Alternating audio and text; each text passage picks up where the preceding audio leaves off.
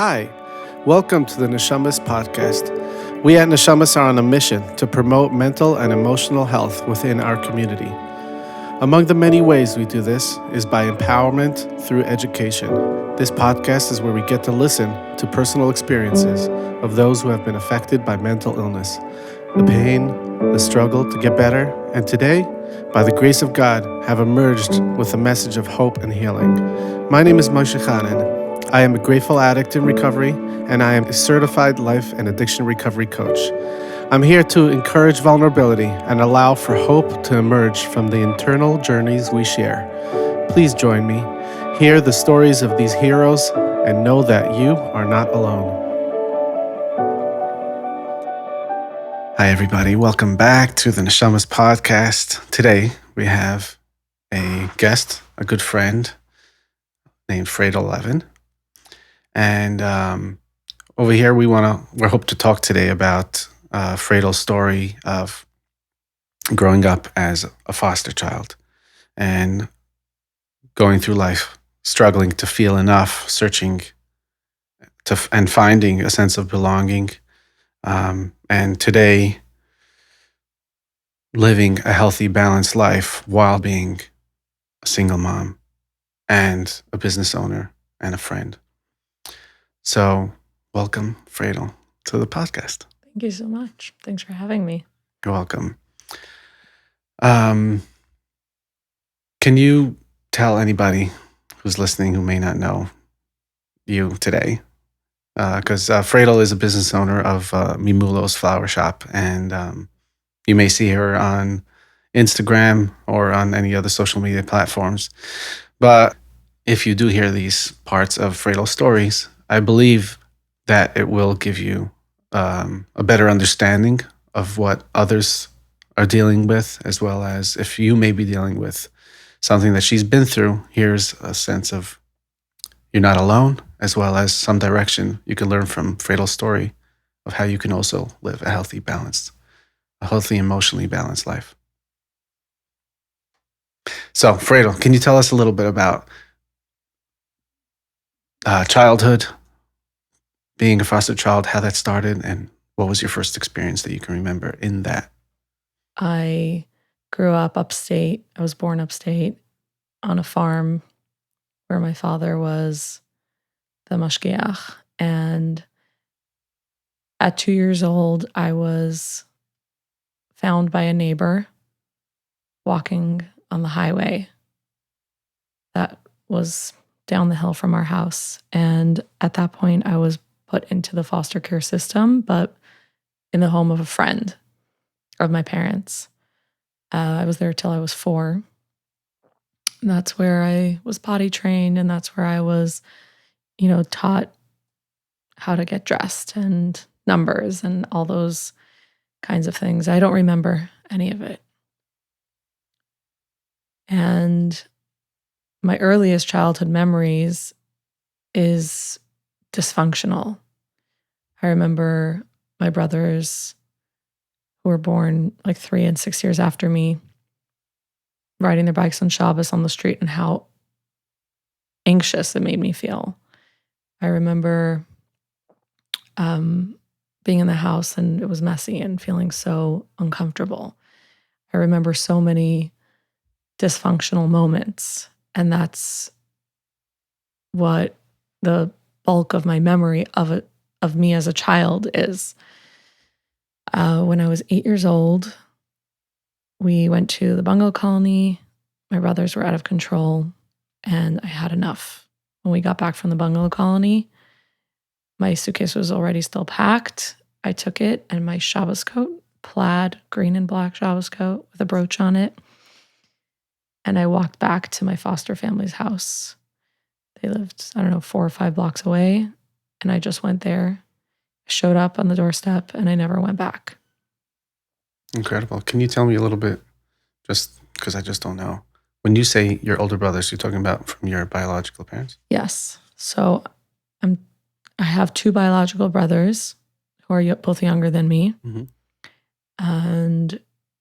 And they were born I guess while I was away / when I got back, I was in foster care from 2 to 4, and then I was there from in my biological parents' house from 4 to 8.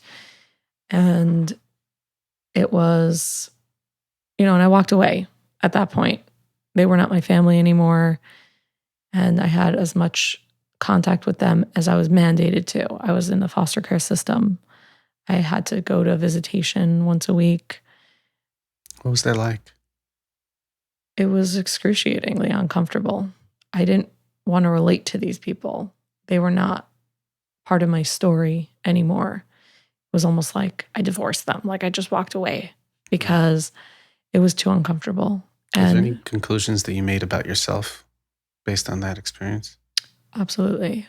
I knew at that time that I could change things and that the power of my will was very strong.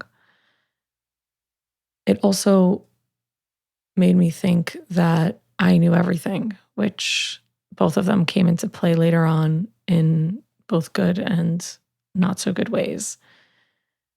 And it kind of progressed from there.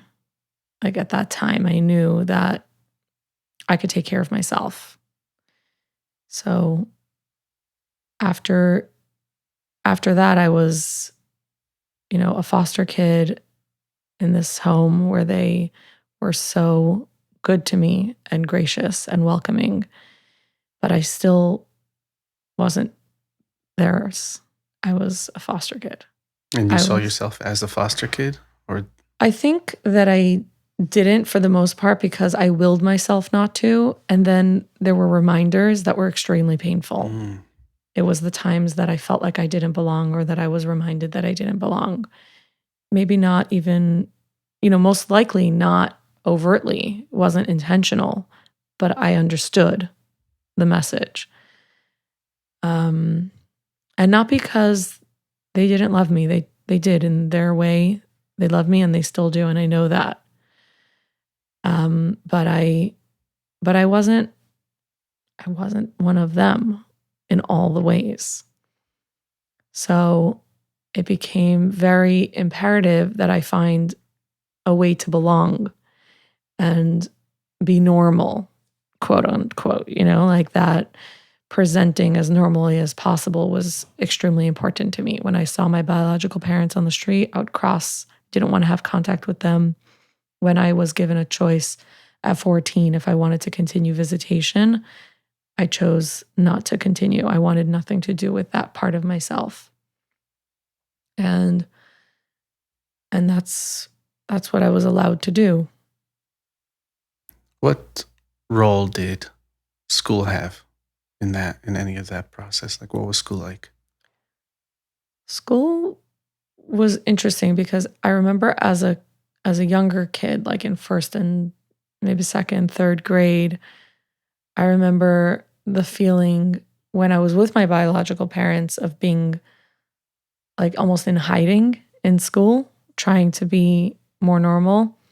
And then as I got older, feeling like this is a place where I could be this version of myself, because I was coming up with these, I guess, parts of myself that I was able to present in this way, in this place.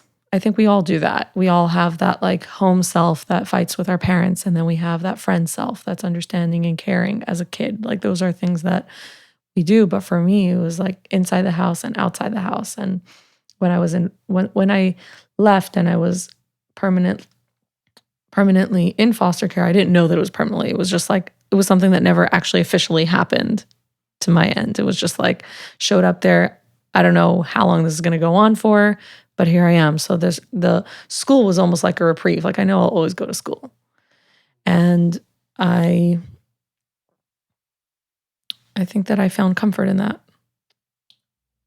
Are there any examples that you can share with us that are how you expressed trying to be good enough or to fit in?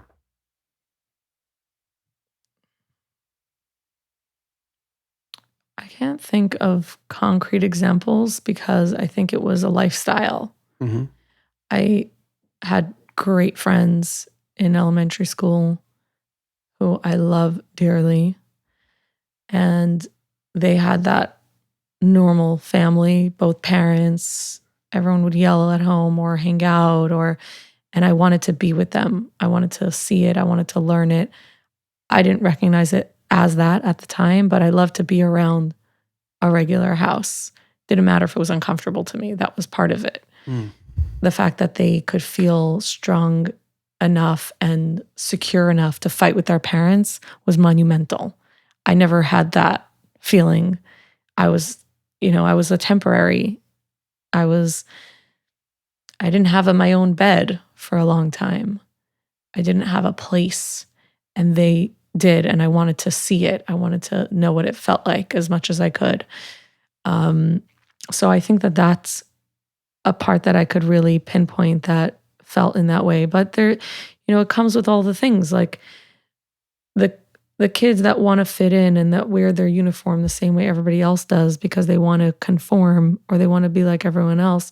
When you don't have a place at home, it means so much more. Presenting normally means so much more. Being successful on the level that the community and school and friends understand as successful was so important. And it led to me making decisions that I wouldn't necessarily have done if I had more sense of self and belonging and ownership and security. It's almost, I'm envisioning you showing up to school with a backpack and another whole other backpack. Yeah. Everybody else just comes with a backpack and you're coming Right. with like this whole other. I think it was kind of Wait. my only backpack. School was much less significant and the education was less than my friends and fitting in and being popular and being a part of things and having a great time. I had a great time in school. I loved being in school. I loved being in camp. Going away for sleepaway camp was the highlight of my life. I lived from summer to summer. Summer camp was the great equalizer. That was the place where we were all without our parents. And we all had this experience of being away and being in this, we all had the same bunk beds. And so my blankets were a little different than yours, but everyone's was a little bit different. That's where I thrived. I found, some of my closest friends in camp and I lived for it. It was everything, friends and experiences and being together with other people and feeling like I was a part of it and I belonged. That was crucial. In that environment, in school or in camp, was there anything that somebody did that contributed to that comfort and that sense of belonging? I don't know if it was specific. I remember okay, let me back it up. I remember the efforts that people had made when I was in first grade to make me feel like I fit in or made me feel normal. That made me feel more not normal. But when I felt the energy and the welcome and the acceptance of my friends as I got older, just on a really basic, simple level, and I always felt welcome in their homes, or I was kicked out of their homes because their parents are like, you have to go home. It's time to go to sleep. Everyone's going to sleep now.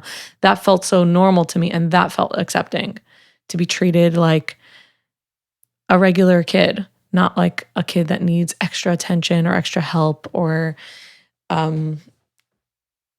something that was, special because I was different. I didn't want to feel different. Because that only fueled the belief that I'm not good enough and I don't fit in.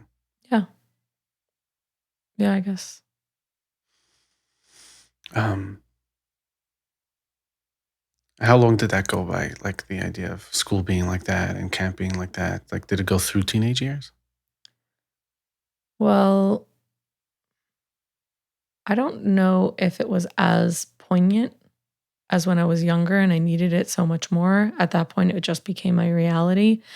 And then when I was in 11th grade, I went away for school. And so we were all in the dorm, and it was just, it was almost like a permanent reality that this is where I am. And there were things that definitely encouraged me to feel that way. So I guess it went through all the way. Yeah. I still feel a deep sense of belonging and comfort and family within my friends. And my friends' families, the people that I committed to love on my own from such a young age. Even if I'm not in touch with them now, there's still that part of me that was accepted and loved. And when I see them on the street, I'm so excited to see them because it's that part of me that belonged. I hope they hear this. Me too. I should probably call them and tell them. Yeah.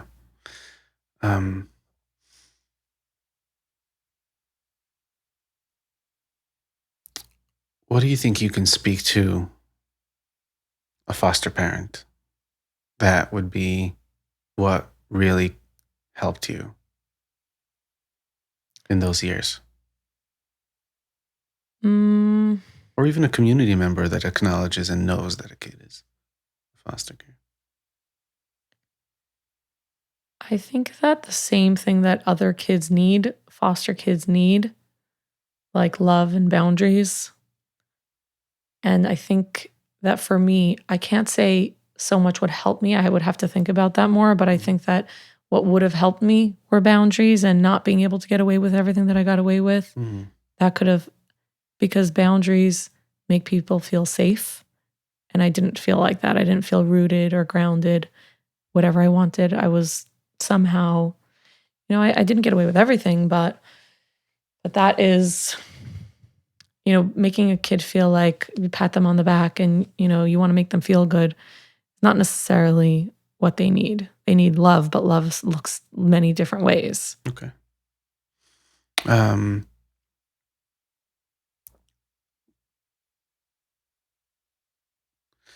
you comfortable moving to the next stage of life? So late teens, early 20s, what was that like?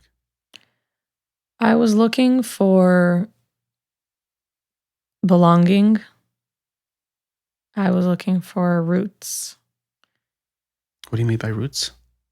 To feel grounded?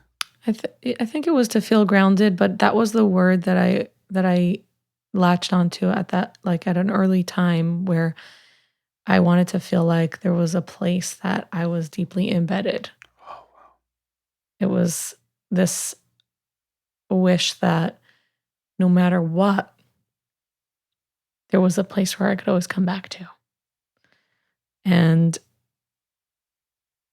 it didn't feel like that within certain areas of my life because as I got older, I challenged the standards and I challenged the limits of people's acceptance. And so as I challenged it and as I was repulsed or pushed away, I felt less and less like I was a valuable part of something because if all it takes is me asserting myself and my true self and showing you my true self or sharing it for you to push me away, then what is that worth? Especially because it was with people that I trusted and that I thought should love me regardless. It's like a pursuit of finding authentic acceptance. And I'll push you and challenge you so that you can still accept me and then I'll know. Yeah. The deeper the acceptance, the deeper the roots. Right. Yeah, that was definitely a part of it. And I think that it was important for me to do it just because it also allowed me to find more of myself.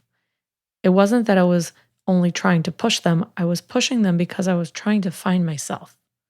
I was trying to find my voice and I was trying to find the place that I could feel comfortable within myself. And I think that for a kid that tried to fit in for so long, I repressed that need because fitting in was so much more important than being myself. Wow. So when I went along with whatever it was expected of me for so long that when I finally pushed it away, it was just this like hands up and who are you and you don't belong here if that's who you are. Which that was, my late teens and early 20s. And it was a painful time and I was looking for somewhere to belong, someone to belong to, someone who would accept me and grow with me. And I met different people, and I found this element of like limitation. Like I was okay up to a certain point, but after that, I was not. Um, within romantic relationships and within friendships, there was this certain barrier that I felt that I couldn't overcome, that it wasn't enough to make someone happy or to be in a fulfilled relationship or to be accepted. And I was finding that at home, and I was finding that within, my social circles. And when I met my then husband, I felt that he was kind of on that same level of looking for acceptance, that we could accept each other. And so I knew that he had things that were not things that I wanted for myself, but I was willing to put that aside because he had these other things, and I'm so broken. And if he's willing to accept me, how could I not be willing to accept him? I don't know that I'll ever get any more than that. I don't know that I deserve any more than that. I don't know if I'm enough to get more than that. And I don't even know if I thought about that so intuitively. I think to me, it was there's a list of things that I want, and he checks off those things on the list. And those other things that don't fit on my list and that are not there, who am I to say no to this opportunity? Because this is the best I'll ever get. What did you do when you recognized the conflict in between who you're acting like and who you are? I think I tested the waters for myself.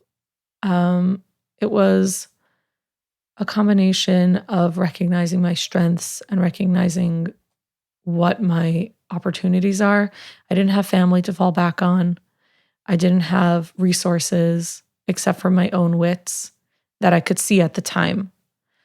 And I didn't have who to turn to even. Maybe I did have who to turn to. I just didn't feel like I could turn to them. I'm learning a lot about that now, and many years past. So it became this testing the waters of who I am. How does this feel for me? What do I connect to? And it was between me and myself and my friends and God and ultimately my husband. Who am I within this? What do I deserve? What is okay for me to accept and what is not? And it took many years for me to really go through that process. Mm-hmm. You mentioned God. So what'd you say to him as a kid, as a teenager, as an adult? It's a good question. I've been thinking about that a lot. In the beginning, I thought God didn't care. And then I thought, why did God do this to me? What did I do to deserve this kind of life? What did I do wrong? Was it me? Was it my neshama in another time and place? What is wrong with me that I was given these challenges that I just didn't feel? It was not fear. At the time I was so connected to this idea of if I work hard, I will succeed. If I do this mitzvah, you'll do this for me. If I give tzedakah, you'll make me rich. If I'm tznius, you'll give me a good marriage. If I cover my hair, I'll be in a good relationship. And it was so much of a barter system. And I couldn't understand. I was doing everything. I was doing everything that was asked of me to the best that I could. And if God gave you this, then what did I do? I must have done something wrong. Yeah, what could I do more? I struggled and I strived and I threw myself into fixing myself in whatever way I could and trying so hard, not giving myself the option of failure. Failure was not an option because if I only tried harder or if I only did something else, something better, something different, I just have to find that thing, I would figure this out and succeed. Right. So just being a kid and just being human is just not an option. Right. No. Oh, no. No. So what did I tell God? I told God it's not fair at that point. What did I do wrong? What did my children do wrong? What did they do to deserve this kind of life? What did I do wrong to bring them in to this kind of life? How could I do that to them? How could God do that to them? I would look at their faces. They're so innocent. What did they do wrong? And it was, I was the victim. God, how did you do this to me? I am this victim of this strong or uncaring, unfaithful, neglectful God. That is how I felt. I felt neglected and ignored. I would go to the aisle and I would daven and I would cry. I would beg and I would promise. And it was just more of the same. What was I getting from this God that told me do X, Y, and Z? You'll get A, B, and C. It wasn't working. And once I recognized that I wasn't in control and it wasn't what I was doing, but it was beyond me and it was not understandable and it was not something that I could ever have any real influence over. I can't control God and I can't control circumstances and I can't control the choice that my neshama made to come into this world, in this body, in this situation, as much as I can't control my children's neshama's choice. This is beyond my control. Once I was able to recognize that, now I tell God, it's in your hands. You're my partner here. You're making it sound so simple, Freidel. It came with so much pain. It took so many years. I was guided to Al-Anon at one of the hardest points. And, it took so much time for the messages to sink in that I'm not in control and that there is a power that runs this world that is not, it's not me. I'm not in control. I can't change anything but myself. And working through it on that level with the people that supported that idea and that were true testaments to the belief of it, it was able to get me to a place where Hasidus and religion just didn't feel like it could. There was too much invested in that. There was too much pain and emotion in that perspective because it came with all of those expectations. Religion comes with religious people and their parameters of acceptance and their parameters of judgment. And religion to me became about the people. And I just want to be close to God. I want to do things that make me feel closer to God and the God as I understand it. And my vision of God changed as my story changed and as I grew and as I was able to open myself up to this idea that God is not punishing me for something that I've done. This is not something that I could have controlled. I can look at God, I could look at the universe and the sky and say, God, you're my mother, you're my father, you're my support, you're my partner, and I trust you. And we'll get through this together. And we're going to have uncomfortable conversations, God and I. I'm going to challenge you, but I know that no matter how much I challenge you, you're going to love me. And that is what allowed me to come to this place where I'm open to what is in store, to what happens next, to not feeling like I'm being punished and being victimized. I'm not a victim. I'm not. I'm just a part of a story. And my story is just like the next person. I don't know what kind of pain the next person is going through. Nobody has a perfect life. Everyone has a level of pain. And by trusting God and by opening myself up to the fact that I'll never know. I'll just not know, and that's okay. That's how I'm able to say that. Well, the It seems like you covered like everything just now. So you're saying we're done? No, I'm saying all of a sudden you're enough because you have a God that loves you unconditionally. All of a sudden you fit in. All of a sudden there's a reason why everything happened. You know? How did that affect, or can you tell me a little bit about the actions you took to justify the life that you were given? I don't know if I could justify it. There's no justification. I don't So think. what is it? How do you reconcile that? You had that issue and that lack of acceptance for so many years. Well, it's not, I don't know that it's gone forever or for all the way, because to accept the pain of myself is one thing, but to look around and see people in pain and the way that they're suffering, it's hard for me to accept that on their behalf. When I cry for the pain, I cry for other people's pain, because to see that, I can accept that that's happening for them. Like that's their story to tell. For me, I can only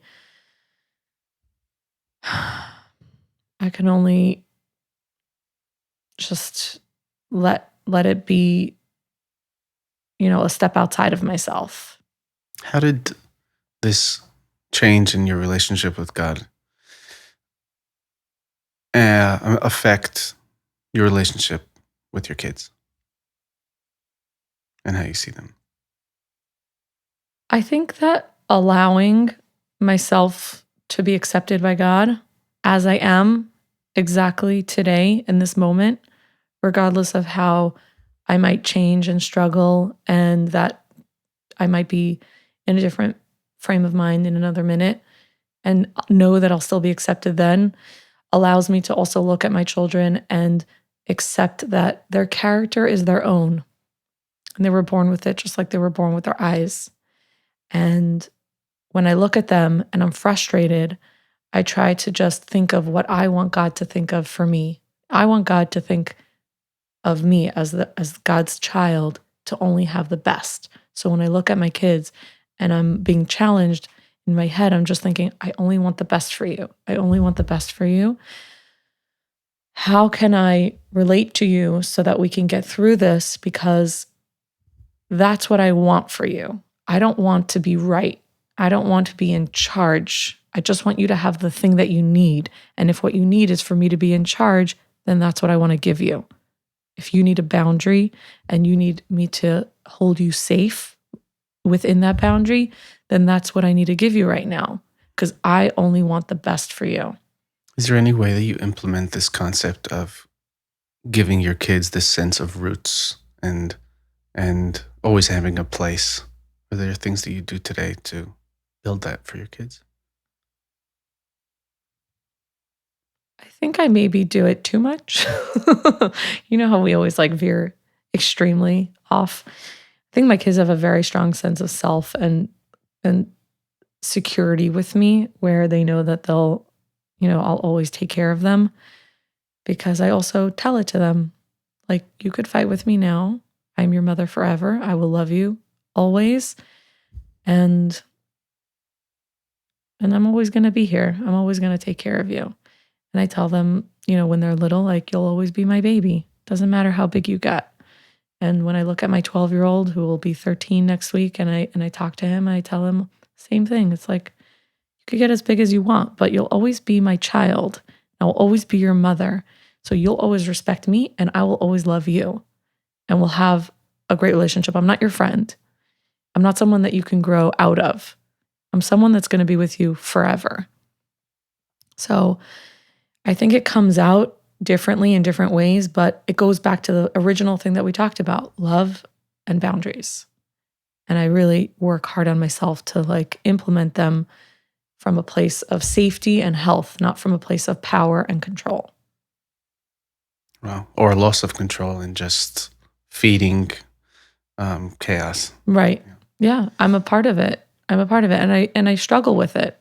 It doesn't come easy for me. I'm triggered by the sense of challenge and the sense of, not being good enough or not knowing what to do, because I never had this experience. I never lived with siblings like this that fought. I never lived with a mother who was my own mother, who set boundaries in this way and loved me. I never had unconditional love that I felt in this way.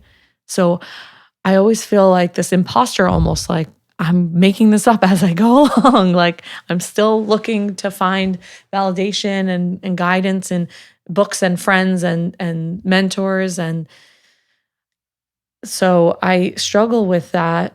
And it's hard for me because I want them to just accept it where their safety isn't challenging me. I read a line, I think, by Rabbi Twersky in a book about children with addiction that said something to the effect of, if your child is challenging you, it means that they're safe. Mm-hmm. And I remind myself of that all the time. I don't know if I finished the book. I think I just needed to see that. And it was monumental for me at the time. It meant that my children challenging me wasn't a sense of my failure. It was a sense of my success. And I went to therapy for many years. I'm still in therapy. And my therapist has to tell me that sometimes I forget. And she reminds me that these things are normal. And you might not be familiar with it, but it doesn't make it not normal. It's okay. Your current therapist, is it somebody that you've been seeing for a long time? I've been seeing her for about a year. Okay. Can you speak to somebody who's never been to therapy? They feel like they need help and they're just either nervous, too scared, or not sure if the person's going to understand them. Was it do you have any experience in being hesitant to get that type of help and then being willing to let somebody in? I think that before I started therapy, I thought that my mindset at the time was that I've overcome all this by myself. I can overcome anything by myself. And it took me, going through this crisis of not knowing what to do about my marriage and not knowing how to make that decision, not being able to come to a decision, to realize that I need someone from outside of myself to guide me so that at least I feel like I have a safe place to let the burden down for a little bit, because I couldn't let it down on my friends. That wasn't fair to them. And I didn't feel like I could, because I was deeply committed to my relationship and to the respect of my husband and my marriage. I didn't want to share the things that made me uncomfortable because I didn't want my friends to look at my husband and know about these things. It was important to me that my friends respected my relationship and my husband. And maybe it was also my ego telling me that it's nobody's business what my problems are, and I need to present this, face of overcoming everything by myself without having, high school all over again. Yeah, kind of, but to myself. Mm-hmm. So when I finally recognized that something had to change and I wasn't able to change it for myself, that's when it was the only thing that I could think of, because it was the only thing that I knew of. I didn't realize that I needed more help. I thought I just needed help making this decision. Am I staying in or am I leaving? And I would set myself like timelines and due dates. Like, I'm going to decide by my birthday in 2 months. So when I went to therapy, I thought I'm going to go to therapy for 2 months because then I'm going to decide. I just need help making the decision. I didn't even know how much help I needed at the time. And that's what got me to finally just go. And once I went and I tried it out, and I had one therapist for a while, and then it wasn't working out. And I felt comfortable at that point and confident to say, you're really nice, and I really enjoy talking to you. It's not working for me anymore. I'm going to try somebody new, because at the end of the day, this was all for me. So what is the thing that I need now? I need to find a new therapist. I need to find a therapist that takes my insurance. What's the best therapist I could find that takes my insurance? And that was how I got to my next therapist. And my next therapist, is there a process of trying out a few therapists until you found the person you wanted? Well, I think that I'll probably, as I grow, I'll need different people, and that I'm okay with. But yeah, I went to a therapist to help me with my marriage. And when I felt that she wasn't supporting me fixing my marriage, and she was very obviously thought I should leave my husband, I said, you're not helping me do what I want. Therapy is for me. And what I want is to fix my marriage and to fix myself. So then I went to my next therapist. Mm-hmm. And, it kept on, I kind of saw that when what I needed wasn't being filled, then I needed to find somebody new, because at the end of the day, it's not an emotional relationship. This is something that's specifically for me. And so I was able to be selfish in that way and not feel guilty or not feel ashamed to tell someone, you're not helping me right now. I need to find someone to help me. I know I've talked to many people who didn't have the courage to speak to their therapist and tell them their problems that they're having with the therapy. Mm. Can you just say a little bit more specific of, was there a process of like being doubtful and then saying something or doing something that gave you the courage to tell your therapist that? I think that for me, thinking about what I wanted to accomplish allowed me to see if it was working or not. I think a lot of times people fall into this feeling of friendship and camaraderie, and this is the place where I let everything down. But for me, it was always very goal oriented. I wanted to accomplish something. And so when I saw that my goal wasn't my goal wasn't either being accomplished or focused on the way that I wanted it to, that's what allowed me to have that conversation, because I knew what I wanted to do. I'm not here for fun. It takes time and effort. It was a lot of money. When I was paying cash out of pocket, it was like, I didn't have money for it. I was doing it literally to save my life. And if it's not working, you're not saving my life the way I feel like I need it right now. What choice do I have? This is what I want to accomplish. So having a goal definitely gave me the courage to stand up for that goal. It's really, really powerful. It's one of the most common things I end up talking about in a conversation with somebody who's looking for a therapist or reevaluating their therapy. If everything goes successful, what happens as a result of this relationship? Right. Bring that up. Bring that up. Ask your therapist, is this something you can help me with? And either you're helping me or you're not. Yeah. Because at the end of the day, it's a transaction. So the same way in business or in a purchase, if it doesn't fill your need, you don't need it. Mm-hmm. And the truth is, I think that I learned a lot about that just from that experience, because for a long time, I was willing to accept whatever I was given because I didn't know that I could have anything else. Even within gifts, within family, within experiences, I said yes to everything because I didn't know that I would ever get anything else ever again. Mm-hmm. So having the experience of bringing myself somewhere to accomplish something and then seeing that it's not working and then saying no to it was huge for me, because I was just that person that would make do with anything. I can make anything work. I am so creative and so strong and so capable that I can make anything work, but I don't have to. And I don't want to anymore. I want it to be right.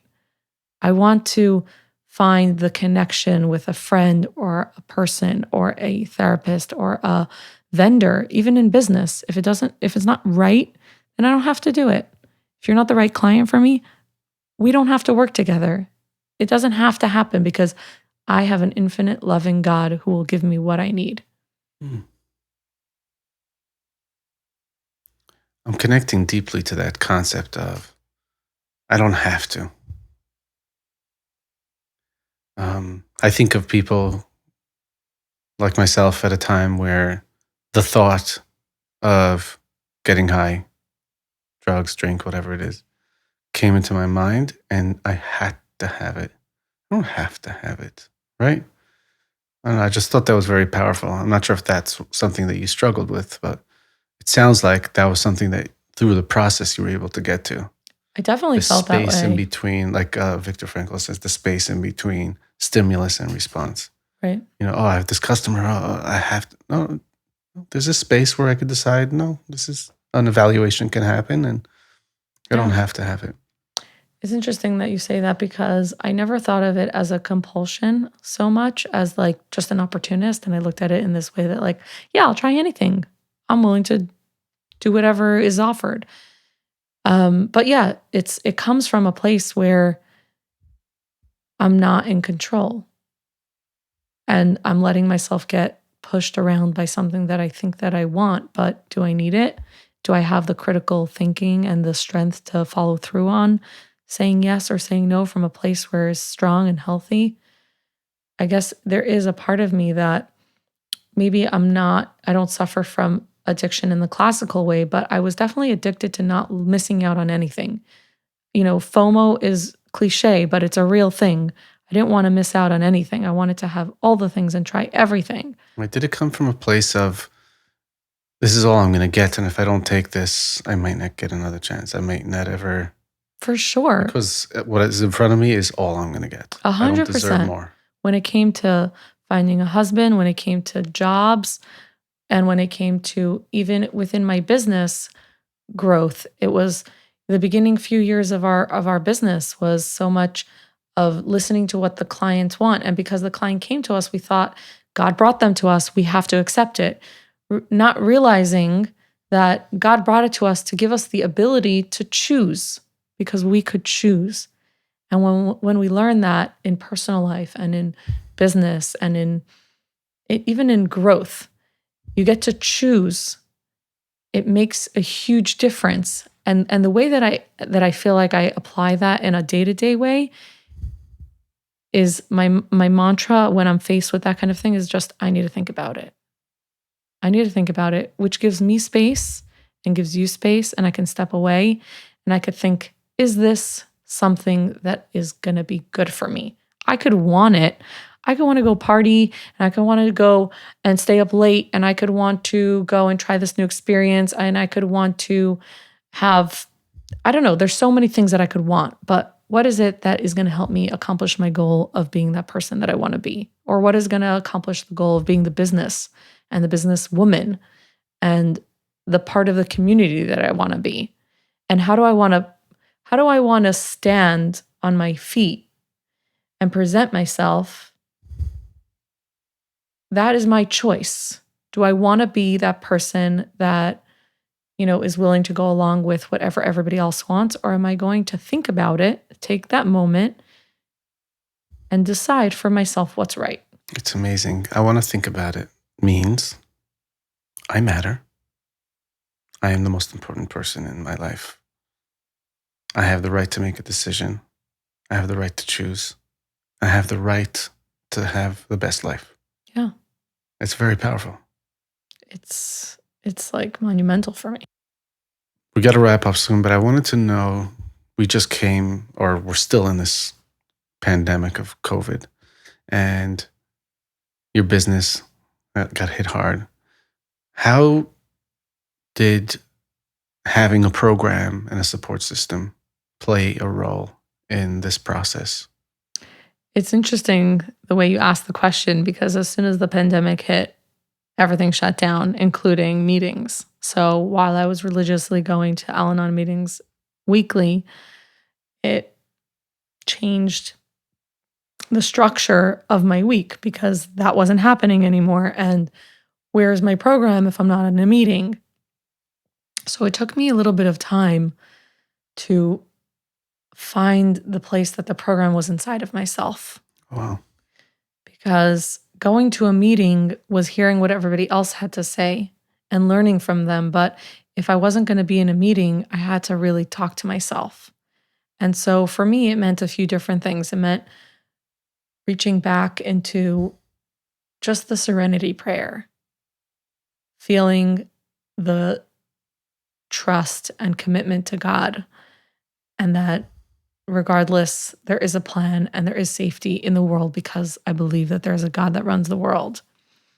And then it was in reading and making a meeting for myself within myself, taking time to sit down and read a page that, could speak to what I'm dealing with or speak to whatever is up on the day, and more recently was reconnecting with a sponsor and really working on just step one, just I am powerless, just really studying my powerlessness, focusing on what am I willing to give to God? What can I put in God's hands that I cannot control? And by thinking about that every day and throughout the day and telling myself, I'm going to give this to God, that's program for me. That's recovery because I am not in control. And I mean, we're all suffering with that same exact, not suffering, we're all working through that concept of we can set ourselves up an entire life and then God has a plan and we are going to just be along for the ride because Corona could hit and everything that you had lined up could just fall in pieces on the floor, but you're still standing there. Who are you? It sounds like the true test of what a program and a support system can do happened now, and it passed the test. Even in the craziest of times like today, you were able to, or I would love to hear from you, like, what do you feel like it allowed you to do once you stopped in regular days and recognized that I cannot continue to function while trying to hold on to things that are not in my control. I have to stop.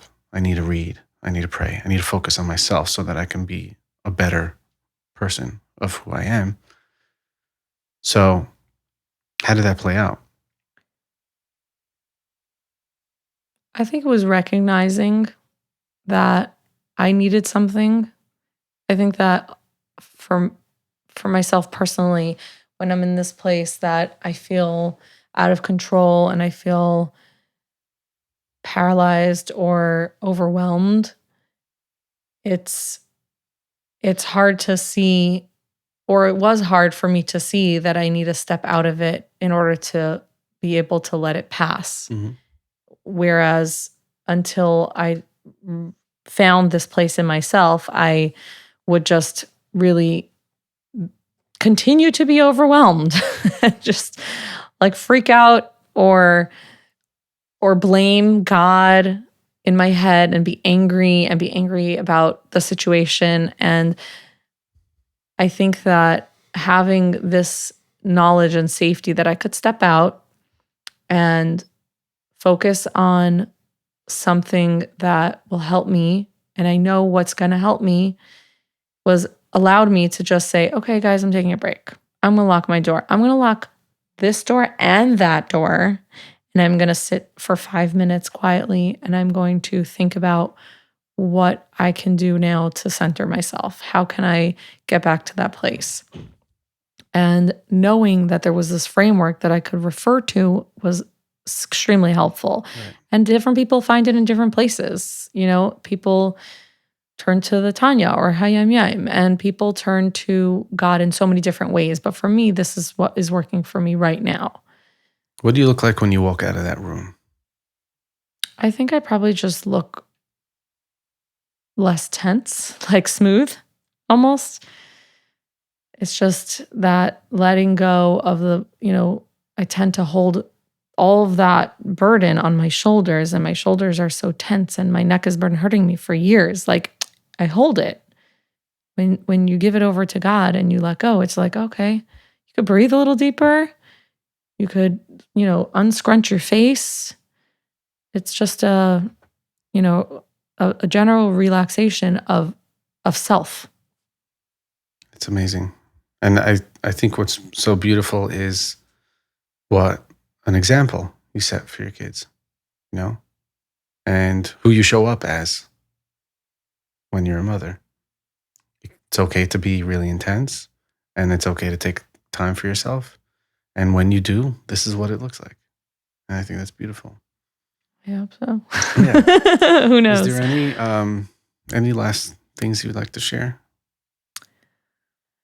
I think the only parting message that I would want to impart or share would be that at the end of the day, belonging to yourself is the most meaningful.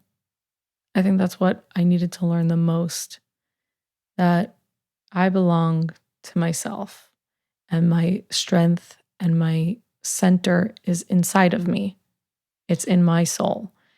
And looking for it and looking for validation in other people and in community and in other places is not where you're going to find it. It's not where I found it. Only brought me more pain and anger and abandonment issues. Looking for it elsewhere just made it harder for me to find it within myself. But finding it within myself is what changed the game for me. Right. That's beautiful. Thank you so much. Thank you. Really appreciate you being here. And I look forward for you to see the feedback of what such a powerful message can be. I hope that whoever needs to hear it will hear it and know that their strength is just there for the taking. Beautiful. And Freidel could be found on social media. I think an easy way to find if you just look up Mimulo on Instagram, if you want to get in touch or send Freidel a compliment, or if there's something that you identified with that you think you can learn from Freidel's experience, you can reach her there. Is it okay? Absolutely. Please, reach out. I'm here. I'm always happy to chat and share and also listen. Also here for that. Thank you so much. Thank you for listening. Please share your feedback by emailing us at podcast@neshamas.org. We hope you'll be back for the next episode of the Neshamas podcast. This is Moshe Chanan wishing you a healthy and a meaningful day.